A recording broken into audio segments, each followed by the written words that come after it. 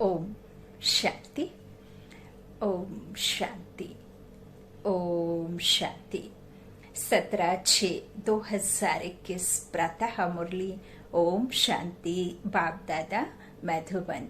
आज परम शिक्षक परम सतगुरु बेहद के बाप ने ज्योतिर्बिंदु निराकार शिव बाबा ने हम बच्चों से कहा, मीठे बच्चे, तुम पारलौकिक बाप को यथार्थ रीति जानते हो, इसलिए तुम्हें ही सच्चे प्रीत बुद्धि व आस्तिक कहेंगे।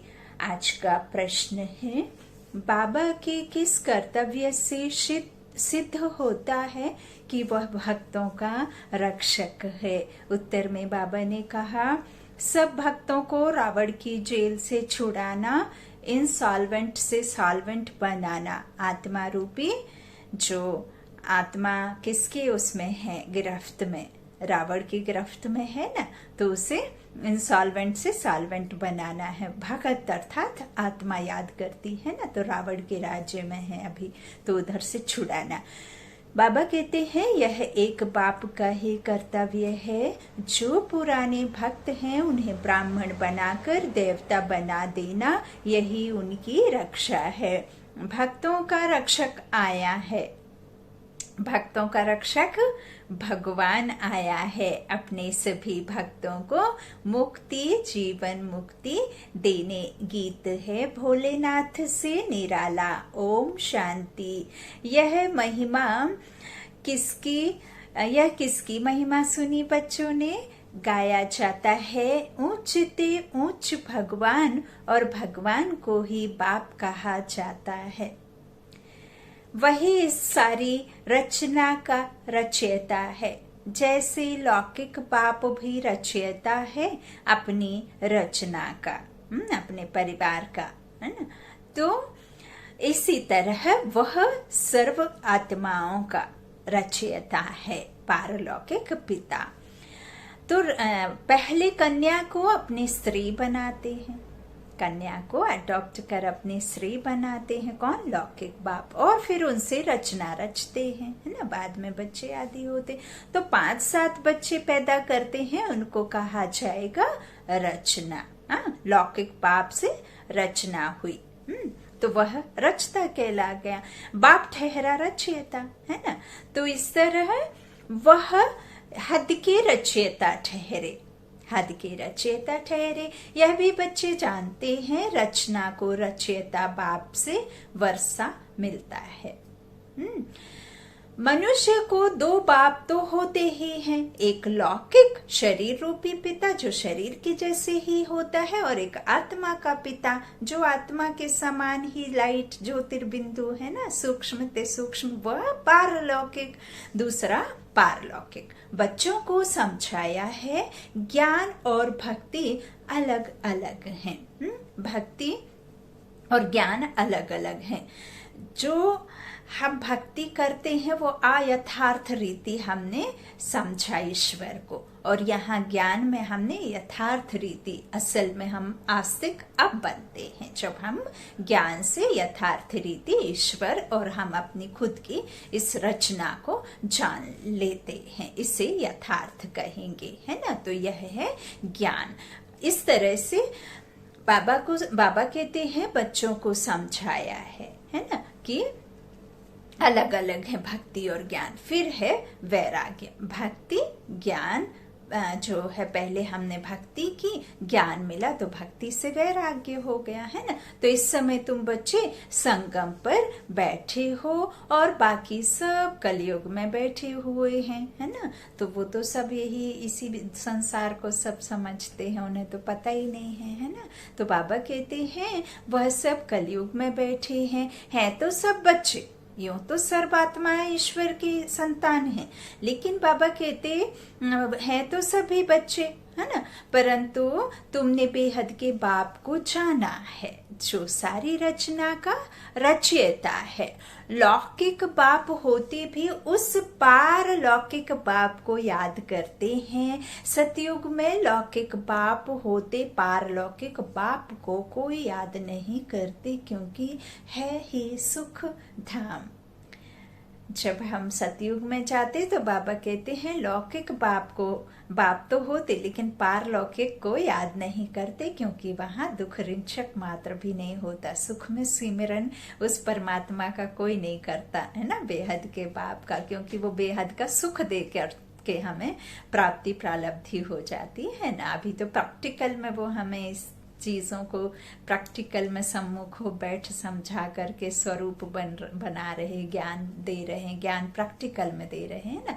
ऐसा नहीं है कि ज्ञान सिर्फ लिखित में दे रहे हैं या ओरल दे रहे हैं, है ना। वो तो हमें इसका स्वरूप बनाते हैं, प्रैक्टिकल में दे रहे हैं, प्रैक्टिकल में संबंध है। तो बाबा कहते हैं वहां कोई याद नहीं करेगा, है ना, क्योंकि वह है ही सुख धाम। उस पारलौकिक बाप को दुख में याद करते हैं। यहाँ पढ़ाया जाता है, मनुष्य को समझदार बनाया जाता है। अनएजुकेटेड हो गए ना, उस धनी को भूल करके, है ना, तो अब समझदार, बेसमझ से समझदार बनाया जाता है।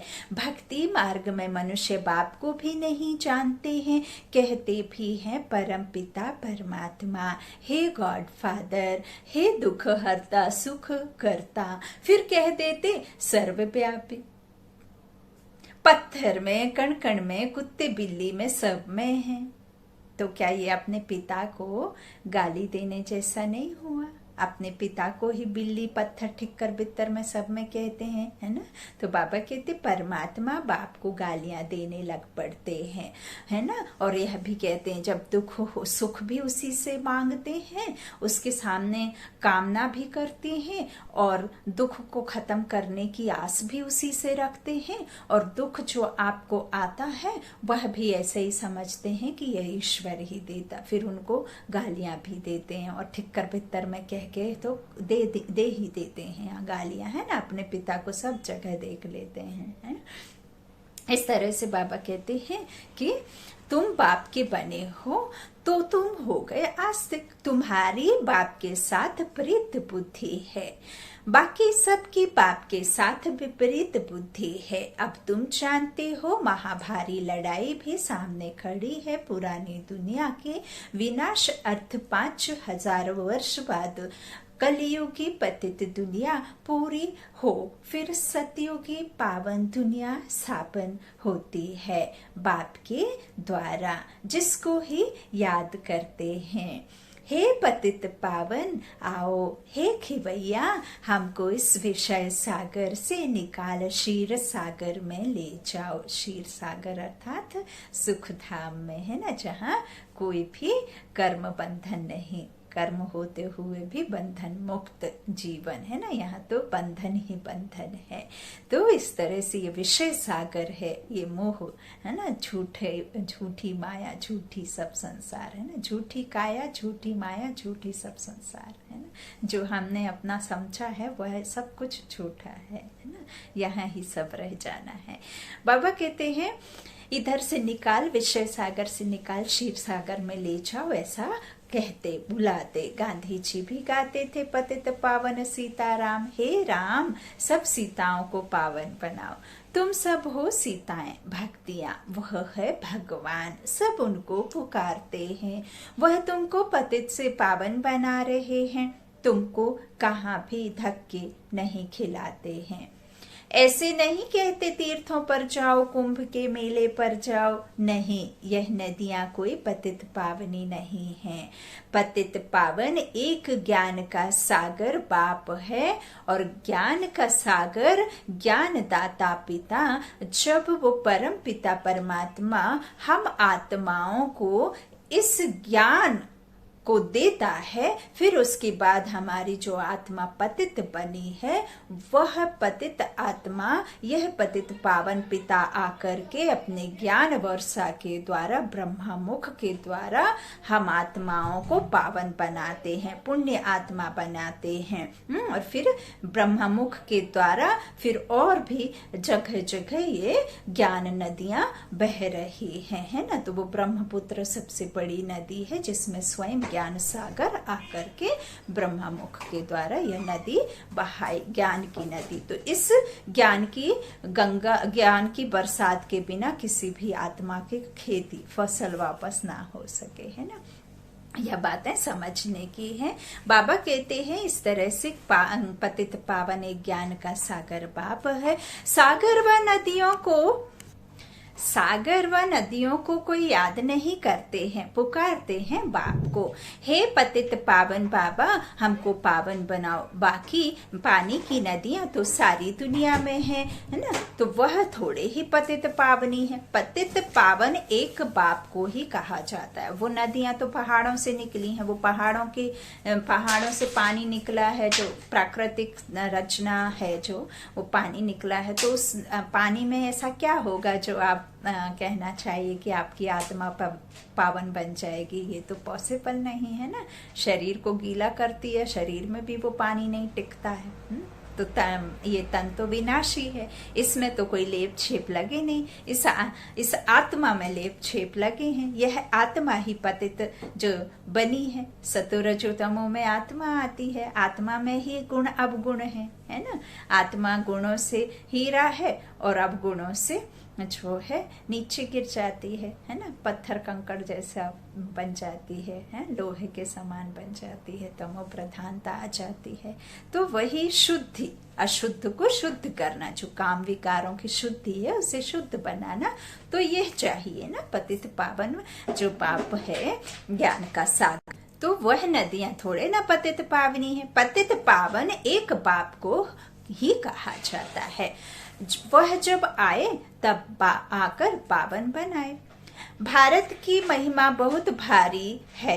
भारत सब धर्मों का तीर्थ स्थान है। शिव जयंती भी यहाँ गाई जाती है। सतयुग तो है पावन दुनिया, उसमें देवी देवता रहते हैं। देवताओं की महिमा गाई जाती है। सर्व गुण संपन्न, 16 कला संपूर्ण। चंद्रवंशियों को 14 कला कहेंगे। फिर सीढ़ी नीचे उतरते हैं। बाप आकर सेकंड में सीढ़ी चढ़ाए शांति धाम सुख धाम में ले जाते हैं।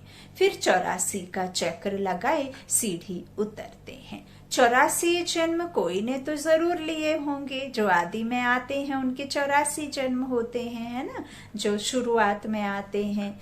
तो मुख्य है सर्वशास्त्रमय शिरोमणि गीता, श्रीमत भगवत माना भगवान की गाई हुई, है ना। परंतु भगवान किसको कहा जाता है, यह पतित मनुष्य नहीं जानते। पतित पावन सर्व का सद्गति दाता एक निराकार शिव ही है, परंतु वह कब आया यह कोई नहीं जानते। बाप आपे ही आकर अपना परिचय देते हैं। अब देखो, वह बच्चे और बच्चियां दोनों बाबा कहते हैं। गाया भी जाता है, तुम मात पिता हम बालक तेरे, है ना। तो तुम्हारे इस राजयोग सीखने से सुख घनेरे मिलते हैं। तुम यहाँ आते हो बेहद के बाप से, स्वर्ग के 21 जन्मों का वर्षा पाने। अब शिव जयंती भी भारत में ही मनाते हैं, रावण भी भारत में ही दिखाते हैं, परंतु अर्थ कुछ भी नहीं जानते। शिव हमारा बेहद का बाप है, यह एक भी नहीं जानते। सिर्फ शिव की पूजा करते रहते हैं। जब सारा झाड़ तमो प्रधान हो जाता है तब बाप आते हैं। नई दुनिया में भारत स्वर्ग था। भारत में ही सतयुग था, भारत में ही अब कलयुग है। नया से पुराना, पुराने से नया, नया खून कह देते ना, ये न्यू जनरेशन जो रावण रूपी जनरेशन, और जो हमारी होती है वो सुख की दुनिया होती है, राम राज्य होता है ना। तो इसे पुरानी उसे नई कहते हैं। तो ये तो बहुत ही आवेश में आ जाते हैं ना जल्दी रावण राज्य में। तो वह तो ऐसा नहीं है दुनिया, सतयुगी दुनिया। बाबा कहते हैं इस तरह से जब यह जो बाबा हमें बैठ बातें समझाते हैं, बाबा कहते हैं रावण भी भारत में ही दिखाते हैं, है ना। जो रावण को भी भारत में ही दिखाते हैं ना, तो भारत में ही यह सब था। तो शिव बाबा हमारा, बाबा कहते हैं कि परंतु अर्थ कुछ भी नहीं जानते। शिव हमारा बेहद का बाप है, यह एक भी नहीं जानते, है ना। तो शिव की पूजा आदि करते रहते हैं, लेकिन यथार्थ रीति तो नहीं जानते हैं ना। बाबा कहते हैं कि इस तरह से यहाँ ही कलयुग था और यहाँ ही सतयुग था, भारत में ही अब कलयुग आ गया। तो पहले पहले तुम, बाप समझाते, पहले तुम स्वर्ग के मालिक थे। बाबा कहते हैं अब तुम 84 जन्म भोग नरकवासी बने हो। अब मैं तुमको राजयोग सिखलाए मनुष्य से देवता, पतित से पावन बनाता हूँ। भक्ति अर्थात ब्रह्मा की रात, ज्ञान अर्थात ब्रह्मा का दिन। एक सुख की दुनिया और एक जो दुख की दुनिया। तो दुख की दुनिया भी ब्रह्मा की रात गाई है और ब्रह्मा का दिन गाया हुआ है सतयुगी दुनिया, है ना। तो इस तरह से बाप आकर के वह रचता, बाप रचना कराते ब्रह्मा के द्वारा। तो बाबा कहते ब्रह्मा की रात और ज्ञान अर्थात ब्रह्मा का दिन। तुम ब्रह्म कुमारियां दिन में जाते हो, इस पुरानी दुनिया को अब आग लगनी है। बरोबर महाभारत लड़ाई है। बाबा कहते बरोबर इस महाभारत लड़ाई के बाद ही भारत स्वर्ग बन जाता है। नर्क से स्वर्ग का द्वार आता है ना, पहले नर्क से होते हुए ही जाता है स्वर्ग का द्वार। तो बाबा कहते हैं कि पहले सुख होता है फिर बाद में दुख होता है ना, क्योंकि पहले तो सुख ही मांगेगा ना कोई ईश्वर से, तो सुख फिर बाद में दुख होता है। बाबा कहते हैं इस तरह से बाद में ही जो बरोबर महाभारत की लड़ाई लगी हुई है और बाद ही भारत स्वर्ग बन जाता है। अनेक धर्म विनाश हो, एक धर्म की स्थापना होती है। तुम बच्चे बाबा के मददगार बन आदि सनातन देवी देवता धर्म की स्थापना कर रहे हो। तुम स्वर्ग के मालिक बनने लायक बन जाएंगे तो फिर विनाश शुरू हो जाएगा।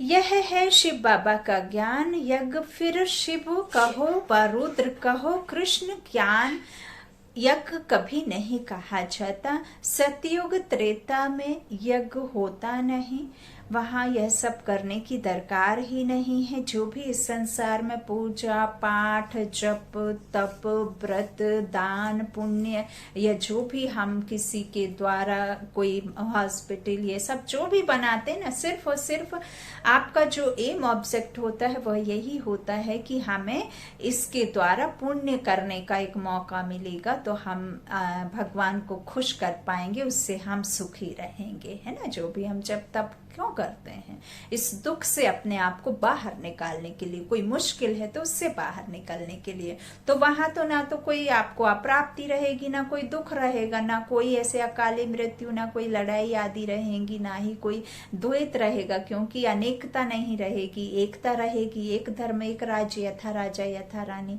तो फिर वहां पे तो कोई इस तरह की बात ही नहीं है यज्ञ पूजा पाठ करने की, है ना। वो तो आती ही है, दुख से शुरू होती है।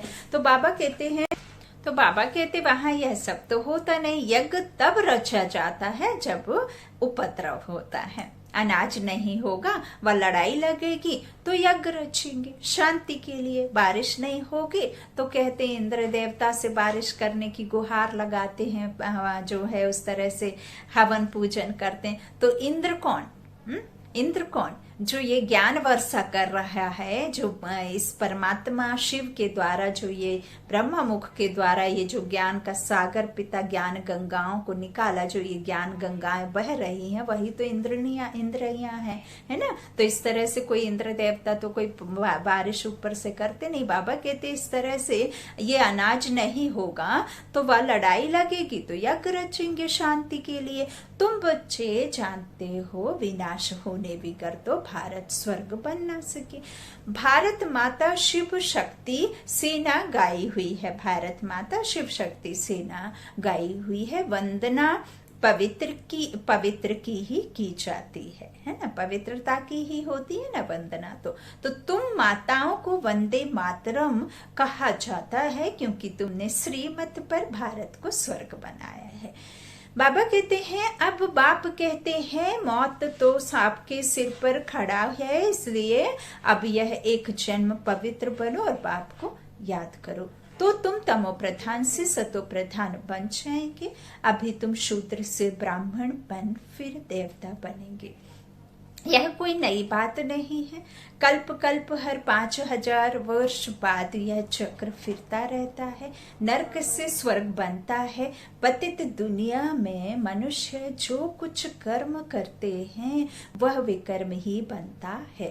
पतित दुनिया में आकर जो भी मनुष्य कर्म करता है ना, बाबा कहते वह भी कर्म ही बनता है, और वो तो द्वापर से शुरू हो जाता है वाम मार्ग में गिर के। तो बाप कहते हैं 5000 वर्ष पहले भी तुमको कर्म अकर्म विकर्म की गति समझाई थी। जब कर्म अकर्म होता तो सुख होता, और जब वही कर्म विकर्म बनता तो दुख होता। अब फिर से तुमको समझाता हूँ, मैं परम पिता परमात्मा निराकार तुम्हारा बाप हूँ। यह शरीर जिसका हमने आधार लिया है यह कोई भगवान नहीं है। शरीर रूपी कोई भगवान होता ही नहीं। जिसको शरीर है वो जन्म मरण में जरूर आता, और जन्म मरण से जो न्यारा है वही शिव है। तो मनुष्य को देवता भी नहीं कहा जाता। हाँ, मनुष्य को देवता भी नहीं कहा जाता। मनुष्य कब आ जाते हैं? जो देवता जब वाम मार्ग में गिर काम चित्ता पर बैठ काले हो जाते हैं, जब विकारों में आ जाते हैं, तो फिर वह देवता नहीं रहते, वह मनुष्य की दुनिया में आ जाते हैं। तो मनुष्य को भगवान कैसे कह सकते हैं? मनुष्य को देवता भी नहीं कहा जाता। बाबा कहते हैं भगवान कैसे कह सकते हैं? बाप समझाते हैं, तुम 84 जन्म लेते लेते नीचे सीढ़ी उतरते आए हो, ऊपर कोई जा नहीं सकता। सभी पतित बनने का ही रास्ता बताते हैं, खुद भी पतित बनते जाते हैं। तब बाप कहते हैं उनका भी उद्धार करने मुझे आना पड़ता है। यह है रावण राज्य। तुम अभी रावण राज्य से निकल आए हो, धीरे धीरे सबको पता पड़ेगा। ब्राह्मण बनने बिगर शिव बाबा से वर्षा ले नहीं सकते। बाप हैं ही दो, एक निराकारी बाप, एक साकारी बाप। वर्षा मिलता है एक साकारी बाप से, और दूसरा साकारी बच्चों को, और फिर निराकारी बेहद के बाप से वर्षा मिलता है निराकारी आत्माओं को। अब तुम बच्चे जानते हो, मीठे मीठे शिव बाबा से हम 21 जन्मों के लिए सुख धाम का वर्षा लेने आए हैं। विश्व के मालिक बनते हैं योग बल से। कोई हथियार आदि नहीं है ना इसमें। कोई खूने नाहक नदियां या कोई अकासुर बकासुर या इस तरह से कोई किसी का वध करने की बात नहीं। ये अकासुर बकासुर हमारी आत्मा में जो आसुरी गुण है, जो राक्षसी गुण है, उनको अब गुणों को हटाना है इस गुणों से धारण करके। तो इस तरह से कोई हथियार आदि की बात नहीं है। तो बाप से योग लगाए, विकर्म विनाश कर विष्णुपुरी के मालिक बनते हैं। अब अमरलोक में जाने के लिए अमर कथा सुन रहे हैं। वहां काली मृत्यु कभी होता नहीं, दुख का नाम निशान नहीं। तुम बच्चे आए हो श्रीमत पर चल, बेहद के बाप से श्रेष्ठ ते श्रेष्ठ देवी देवता बनने। यह कोई शास्त्रों का ज्ञान नहीं है। दिखाते हैं विष्णु की नाभि से ब्रह्मा निकला, उनके हाथ में फिर शास्त्र दे देते हैं ना। तो बाप कहते हैं ब्रह्मा द्वारा मैं तुमको सारी रचना के आदि मध्य अंत का ज्ञान सुना रहा हूँ। मैं ही ज्ञान का सागर हूँ। गाते भी हैं ज्ञान सूर्य प्रकटा, अज्ञान अंधेर विनाश। जब ज्ञान सूर्य प्रकट होते तो ये जो अज्ञान का अंधेरा है वह विनाश होता है। और अज्ञानता यही कि हम उसे भूल गए, अब वही आकर के हमें ज्ञान सूर्य आकर प्रकट हुए तो अज्ञान अंधेर विनाश। सतयुग में अज्ञान होता नहीं, वह सचखंड था तो भारत हीरे जैसा था। हीरे जवाहरों के महल बनते थे, अभी तो मनुष्यों को पूरा खाने के लिए भी नहीं है। इन सॉल्वेंट विश्व को फिर सॉल्वेंट कौन बनाए? सॉल्वेंट बनना है तो यह बाप का ही काम है। बाप को ही तरस पड़ता है। कहते हैं तुमको राजयोग सिखाने आया हूँ। नर को नारायण, नारी को लक्ष्मी बनाता हूँ। भक्तों का रक्षक ही बाप है ही बाप, है ना। तो तुमको रावण जेल से छुड़ाए, सुख धाम में ले जाता हूँ। सारी दुनिया में जो ब्राह्मण बनेंगे वही देवता बनेंगे। ब्रह्मा का नाम भी बाला है, प्रजापिता ब्रह्मा। तुम ब्राह्मण हो सबसे उत्तम। तुम भारत की सच्ची रूहानी सेवा कर रहे हो। बाप की याद से ही विकर्म विनाश होंगे और कोई रास्ता नहीं है। पतित से पावन बनने का याद से ही खाद भस्म होगी। सोनार लोग जानते हैं सच्चा सोना झूठा सोना कैसे बनता है, और वह हमारा जो बेहद का बाप है वही हमारी अनप्योरिटी को प्योरिटी में बदल सकता है। वही हमें सच्चा 24 कैरेट का खरा सोना बना सकता है ना। और किसी में यह अंतर्मन की अंतरात्मा की जंक को अंतरात्मा के अंदर जो भरा हुआ है उसे कोई भी नहीं निकाल सकता। तो वह सिर्फ एक ही बेहद का बाप ज्ञान का सागर है। बाबा कहते हैं जो सच्चा सोना झूठा सोना कैसे बनता है यह सोनार ही ज्वेलर्स ही जानता। तो उसमें चांदी तांबा लोहा डालते हैं ना, तो उसका नॉलेज उसे ही पता होगा कि कितना कैसे किस में मिलाते और कैसे मिला और क्यों मिलाया, कैसे अब इसे हटाना है ना। तो आग में डालकर पिघलाकर उसे प्यूरिटी और वो हटाते हैं जो वो लेते हैं, है ना, जब वापस लेते हैं। तो इस तरह से बाबा कहते तुम भी पहले सतो प्रधान थे, फिर तुम्हारे में खाद पड़ती गई, तमो प्रधान बन पड़े हो। अभी फिर सतो प्रधान बनना पड़े तब सतयुग में जा सकेंगे, है ना। तो यह भी हमें नहीं पता, यह भी नॉलेज परमात्मा को पता। तो बाप कहते हैं कोई भी देहधारी को याद नहीं करो।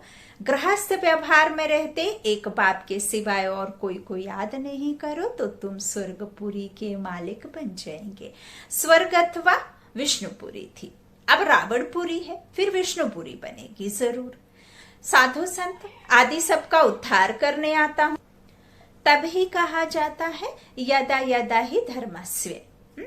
तो यह भारत की ही बात है। सर्व का सदगति दाता मैं एक बाप शिव हूं। शिव रुद्र सब उनके ही नाम है, अथाह नाम रख दिए हैं। बाप कहते हैं मेरा असली नाम तो एक ही है, शिव। मैं शिव हूं, तुम सालिग्राम बच्चे हो, हैं? तो तुम आधा कल्प देह अभिमान रहे हो, अभिमानी रहे हो। अब देही अभिमानी बनो। देही अभिमानी और देह अभिमानी। देह से न्यारा खुद को आत्मा समझना, मैं आत्मा अलग और यह शरीर अलग, हम दो हैं, तो उसे कहते हैं देही अभिमानी। अर्थात देह से खुद को न्यारा समझो, तब बाप के प्यारे बनेंगे। और एक होता है देह अभिमान, मैंपन, अहम। मैं से अहम आता है ना, मैं से मन मैला होता है, फिर उससे ही आपके मान सम्मान को ठेस लगती, क्योंकि आप खुद को शरीर समझते हैं ना। तो इस तरह से अब देही अभिमानी बनो। एक बाप को जानने से बाप द्वारा तुम सब कुछ जान जाते हो, मास्टर ज्ञान का सागर बन जाते हो। अच्छा, बाप दादा का याद प्यार मीठे मीठे सिखी लाधे बच्चों प्रति, माता पिता बाप दादा का याद प्यार और गुड मॉर्निंग। रूहानी बाप की रूहानी बच्चों को नमस्ते। हम रूहानी बच्चों की रूहानी माता पिता बाप दादा को याद प्यार और गुड मॉर्निंग। शुक्रिया बाबा, मीठे बाबा, प्यारे बाबा, सबका साथी सबका सहारा, मेरा बाबा सबका बाबा। धारणा के लिए मुख्य सार है। पहला, बाबा ने कहा श्रीमत पर चलकर श्रेष्ठ ते श्रेष्ठ देवता बनना है, सारे विश्व की सच्ची सच्ची रूहानी सेवा करनी है। आदि सनातन देवी देवता धर्म की स्थापना में बाप का पूरा मददगार बनना है। दूसरा, बाबा ने कहा आत्मा को सच्चा सोना बनाने के लिए एक बाप के सिवाय किसी भी देहधारी को याद नहीं करना है। पारलौकिक बाप से सच्ची सच्ची प्रीत रखनी है। आज का वरदान बाबा ने दिया, अंतर्मुखी बन, अपने समय और संकल्पों की बचत करने वाले, विघ्न जीत भव। कोई भी नई पावरफुल इन्वेंशन करते हैं तो अंडरग्राउंड करते हैं, आप भी जितना अंतर्मुखी अर्थात अंडरग्राउंड रहेंगे उतना वायुमंडल से बचाव हो जाएगा, मनन शक्ति बढ़ेगी और माया के विघ्नों से भी हम क्या रहेंगे, सेफ हो जाएंगे। बाहर मुखता में आते भी अंतर्मुख हर्षित मुख आकर्षण मूर्त रहो। कर्म करते भी यह प्रैक्टिस करो तो समय की बचत होगी और सफलता भी अधिक अनुभव करेंगे। आज का स्लोगन बाबा ने दिया, बीमारी से घबराओ नहीं, उसे दवाई रूपी फ्रूट खिलाकर विदाई दे दो। बीमारी से घबराओ नहीं, उसे दवाई रूपी फ्रूट खिलाकर विदाई दे दो। आज मातेश्वरी जी के अनमोल महावाक्य, मनुष्य साक्षात्कार में कैसे जाते हैं, तो यह जो साक्षात्कार में जाना होता है तो इसकी फिलॉसफी भी बहुत महीन है। अतः अंतः बाहक शरीर से जाकर घूम आते हैं। जैसे कोई बाहर घूमने जाता है ना, तो ऐसे नहीं घूमने गया तो मरा, वो घूमकर फिर वापस लौट कर आएगा ना। तो यह भी आत्मा इस बॉडी से निकल अंतः बाहक शरीर से सैर करने जाती है थोड़े समय के लिए। इनकी आत्मा उड़ता पंछी है, यह भी परमात्मा का काम है जो उनकी रस्सी को खींच दिव्य दृष्टि से उनको साक्षात्कार कराता है। जैसे रात को हम जब शरीर से न्यारी आत्मा हो सुख पथ अथवा स्वप्न की अवस्था में चले जाते हैं तो उसी समय शरीर शांत है। उसी समय क्या है, शरीर शांत है तो देह और देह के धर्म भूल जाते हैं। परंतु ऐसे नहीं कि कोई शरीर मर गया, फिर जब जागृत में आता तो उस रात के सपने की अवस्था का वर्णन कर सुनाते हैं कि नहीं सुनाते हैं। तो वैसे परमात्मा के साथ योग लगाने से परमात्मा फिर दिव्य दृष्टि से आत्मा को सैर कराते हैं। फिर जब ध्यान से उठते हैं तो वो देखा हुआ साक्षात्कार फिर वर्णन कर सुनाते हैं कि हम यह देख कर आए। तो वह स्वप्न रजोगुण तमोगुण भी होता है ना। यह ध्यान फिर सतोगुण अवस्था है।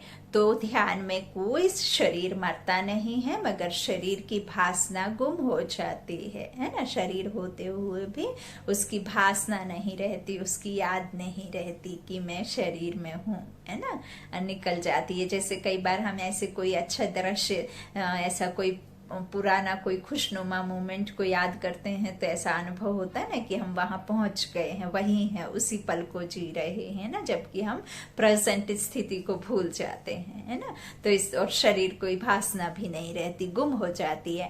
जैसे क्लोरोफार्म देने से शरीर की सुध बुध भूल जाती है। देखो डॉक्टर जब कोई अंग को डेड करते हैं तो इंजेक्शन लगाकर डेड कर देते हैं, है ना। भले वो सामने से ही आपको जो है, कई बार आजकल ऐसा भी हो गया है कि आप उस चीज को देखते रहेंगे लेकिन फील नहीं करते हैं। पेन होता होगा लेकिन उस समय फील नहीं होता है ना। तो वो इंजेक्शन लगाकर डेड कर देते हैं, उस प्लेस को शून्य कर देते हैं ना।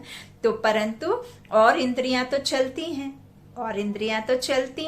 तो ध्यान भी इसी तरह से है कि आत्मा कोई उड़कर सैर कर आती है परंतु शरीर मर नहीं जाता। बहुत प्यारी बातें आज मातेश्वरी जी के महावाक्यों में है। अब यह रस्सी खींचने की स्मृति भी परमात्मा में है, ना कि मनुष्य आत्मा में है। यह जो रस्सी आप परमात्मा से कनेक्ट होते हैं ना, ये रस्सी कोई मनुष्यों की नहीं है। ये करंट, ये पावर, ये सुप्रीम सोल का पावर है जो आपको खींचता है। अच्छा, ओम शांति।